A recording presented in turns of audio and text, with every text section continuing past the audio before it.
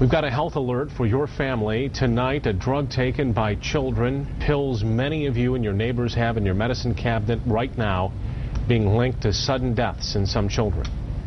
We're talking about drugs to treat ADHD. And 24-hour News 8's Mark Thompson is here with what a new study is showing and why West Michigan is so at risk. Yeah, and Brian and Sue, let me first point out that the authors of this study say that their findings should not cause parents to take their children off of ADHD medication, as further studies need to be done. But here's what we've got right now. In a study released in the American Journal of Psychiatry, doctors sought to determine if there was a link between sudden unexplained death in children and the use of stimulants found in ADHD medication like Ritalin and Concerta. Using mortality data compiled from 1985 to 1996, the study focused on 564 cases of sudden unexplained death in children ages 7 to 19. Out of those deaths, researchers determined that 10 of those children were using an ADHD stimulant. That's compared to only 2 children in the control group, which was children who died in motor vehicle accidents. The study, in conclusion, provides support of a possible link between the use of stimulants found in ADHD drugs like Ritalin and sudden unexplained death in children. Now, 24-hour News 8 also obtained a breakdown of Michigan's prescription drug usage, which is particularly high. From 2007 to 2008, Michigan reported a 44% increase in prescriptions written for Ritalin SR at 30 milligrams.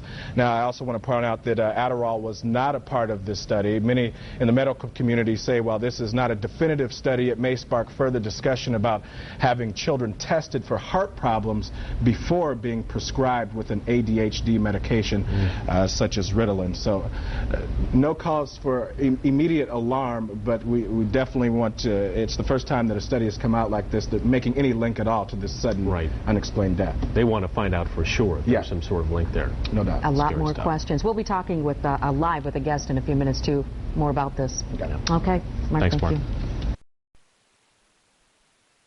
We're going to take this moment to get back to that new study released in the American Journal of Psychiatry showing a possible link to sudden unexplained death in children and the use of stimulants found in ADHD drugs like Ritalin. My colleague Sue Shaw at the live desk with more on that study. Sue? Well, Brian, joining me here in the newsroom, Gabe Griffin, a psychologist with Pediatric Psychologists of West Michigan, to talk a little bit more about this study. Thanks for joining us today. What do you think about this study so far when you've heard about it? Well, as I said, I think it's just a very good starting point in terms of discussion for the fact that there are some risks that are always associated with stimulant medication. Certainly for the most part, as the study kind of shows, this is still a very rare type of occurrence, but it is still something that seems to be enough of a risk that I think it's enough for people to warrant further research. And parents certainly concerned about this.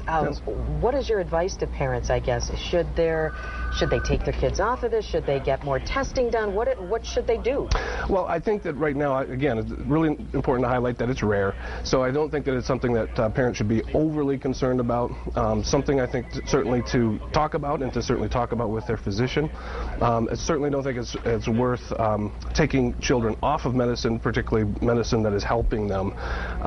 But at the same time, it may be something for kids who are newly getting onto these drugs, a consideration to at least check more thoroughly for heart types of problems. Right. Are there any criticisms that you know of with this study, like the methods used, perhaps? Well, it certainly has a relatively limited type of sample size. It's not something that, I mean, we're talking about something that is comparative and relatively, again, very rare. It's only 10 out of 560 some participants. And this may also start new studies. I mean, now that this has come out, I would imagine that more studies are going to come out of this one. I think that's the most important thing about the study, is that it hopefully will spur more research in this area. I wonder, your advice to parents then, before we let you go, just, I guess, analyze where they're at right now, but keep in mind that this is still a rare occurrence. Yes, I think, again, it's something to keep in mind, maybe even something to talk about with physician, particularly if they have a family history of cardiac problems, but probably not something to be overly worried about at this point. Okay. Thank you so much for joining us. Gabe Griffin, we appreciate your time. You're welcome.